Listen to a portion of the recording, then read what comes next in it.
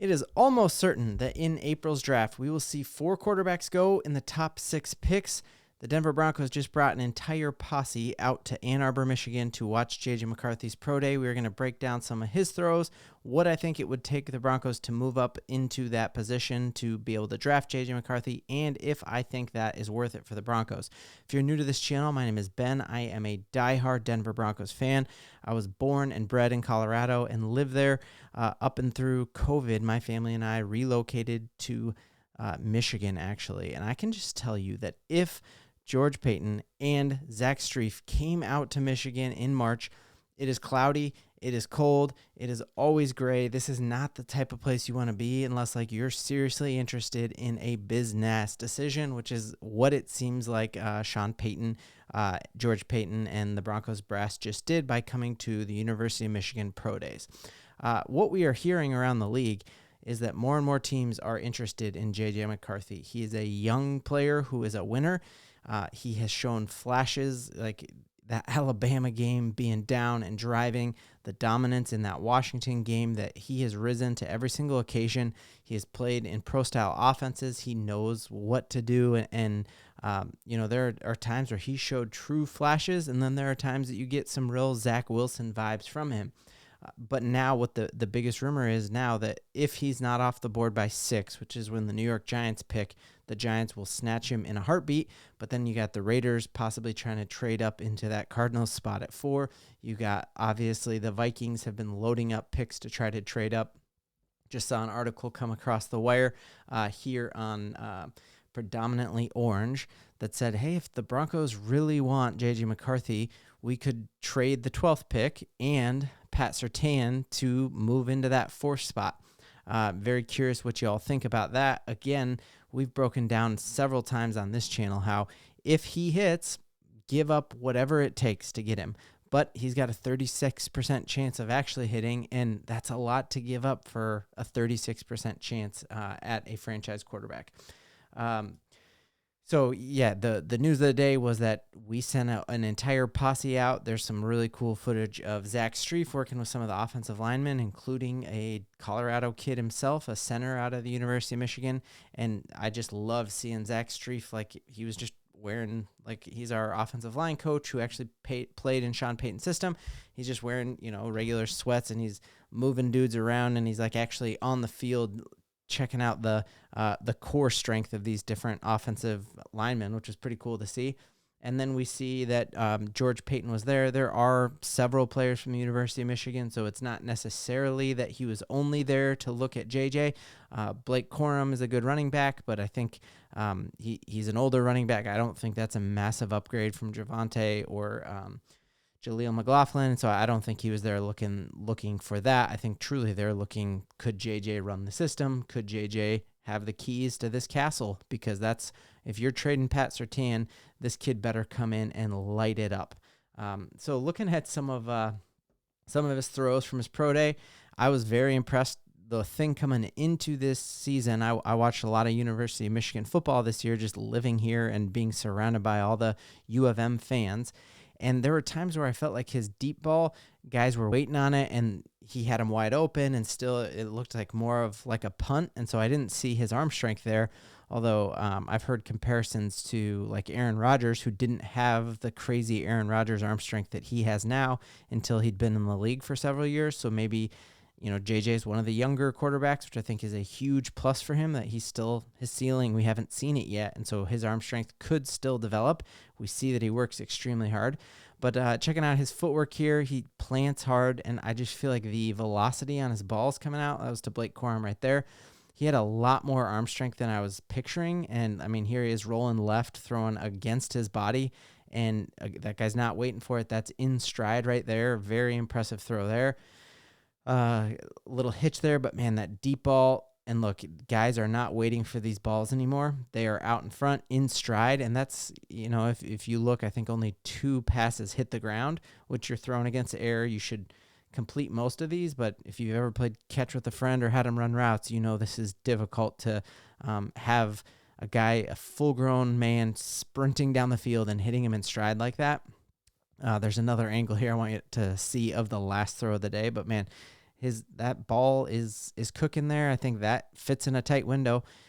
We heard a ton about Michael Penix Jr.'s deep ball and his accuracy there, and I'm seeing it here in a way that Michigan didn't run or didn't play an offense like this, which is a credit to JJ that he definitely can play whatever system he's in. And Michigan, it was like run the ball on first down, run the ball on second down, throw it on 3rd and 4, and do rinse and repeat. And that is what made them work and what made them national champions. But his arm strength was definitely impressive, and something I thought that he had one of the weaker arms in football just from what I saw this season, and it certainly did not look like that here. Some of these are a little kind of dump offs in the flat, but I just love seeing him move. And man, look at that, barely getting his feet set. And I think Sean Payton would love having this as a quarterback option there, with rolling out and kind of throwing off his back foot, a very Patrick Mahomes throw right there.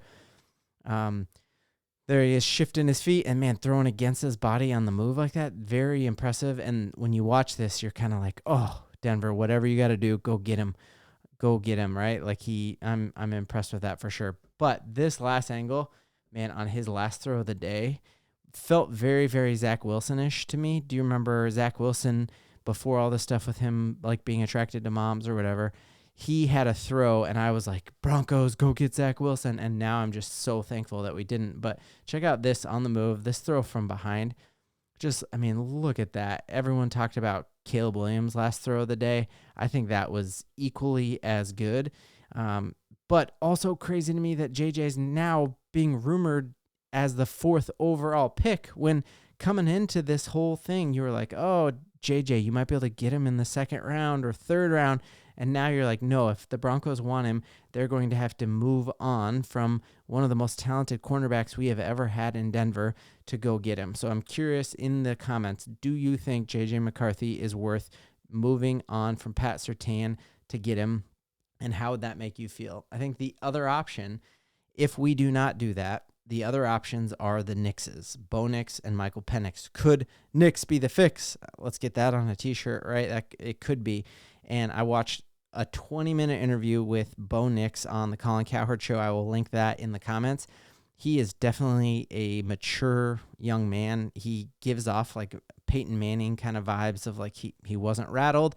Talked about how he's played in some of the most difficult places in college football, from playing in the swamp when he was with Auburn.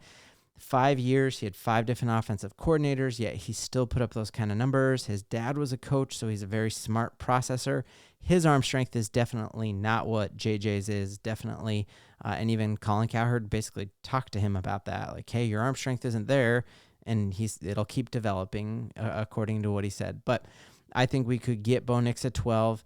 It's risky trading back any further than 12. If the Raiders picking right behind us, would the Raiders scoop him up if they haven't moved up in pole position for JJ? Could it be a situation where he's like the Lamar Jackson of this round, where he falls to the very end and we could trade back into the first round and get him? And then the big deal with a rookie quarterback is that you get them for that 5th-year option. So very curious to think, would you prefer drafting JJ McCarthy and it means that we have to move on from Pat Surtain, but we get him here, or settling at 12 for Bo Nix? Or I think if we wait to trade back from that 12th pick and we trade, with Tampa Bay, we can move back towards the end and we could get Michael Penix. And what we saw today, very interesting article, Luke McCowan, who played for Sean Payton for several years and is a really good evaluator of talent, basically said he thinks that it's Michael Penix actually who would thrive in Sean Payton's system. And I watched some highlights of him, and I was, I did not, I watched a lot of Indiana-Michigan games throughout the years when he played there, and I don't even remember thinking Indiana had a great quarterback. So now thinking of our future being linked to him, he looked fantastic against that Texas team. That's for sure. But I'm curious what you think. Would you, of those 3 options, because there's almost zero chance that we end up with Caleb Williams, Drake May, or Jaden Daniels. Of those 3, would you rather trade up for JJ, hold pat for Bo Nix, or trade back, accumulate a bunch of draft capital, and end up with Michael Penix? I think there are definitely advantages and disadvantages to all that. Other quick news of the day that I thought was very interesting is Christian Fulton is one of the top free agents remaining out there, and he's a cornerback, and evidently the Denver Broncos and the Bengals wanted to make a move for him, and he turned down meeting with both of those teams and signed with the Chargers. And the curiosity with that, someone says I have like a lot of hopium, I guess it was like when I cope with hope, which I probably am. My thought is, like, does he see Jaleel McLaughlin and he sees Riley Moss and he sees Pat Surtain and just knows he's not going to flex his way into that, and that we have a good thing going and we don't necessarily need his services? Or more likely, I think Harbaugh is a defensive first coach. That's how he won this national championship, and a chance to go play for Jim Harbaugh. Who's got it better than him? Nobody. Last news of the day, and I think it's great news for the Denver Broncos and also shocking news, and that is the Kansas City Chiefs definitely got worse today. They used their franchise tag and then trade. We talked right at the start of free agency that you can franchise and trade. That does not normally happen. It happens maybe once or twice off season. It happened.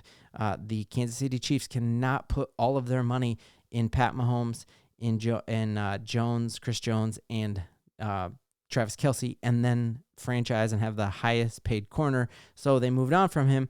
The great news, he is like a step below Pat Surtain, and he only got a third-round draft compensation from the Titans, which to me, you talk about a day one starter on the Tennessee Titans, and you get him for a third-round pick. That's a huge pickup for them, and great for us that I think he warrants a first-round draft pick when it comes to talent. Like, I guarantee tomorrow he's going to be better than Terrion Arnold and Kool-Aid McKinstry. He'll be better than any player in the draft tomorrow. 5 years down the line, who knows? But the fact that they only got third-round compensation is fantastic for us, and also makes me wonder how much value truly would there be in Pat Surtain, knowing that this is the last year on his deal and you'll have to pay him next year.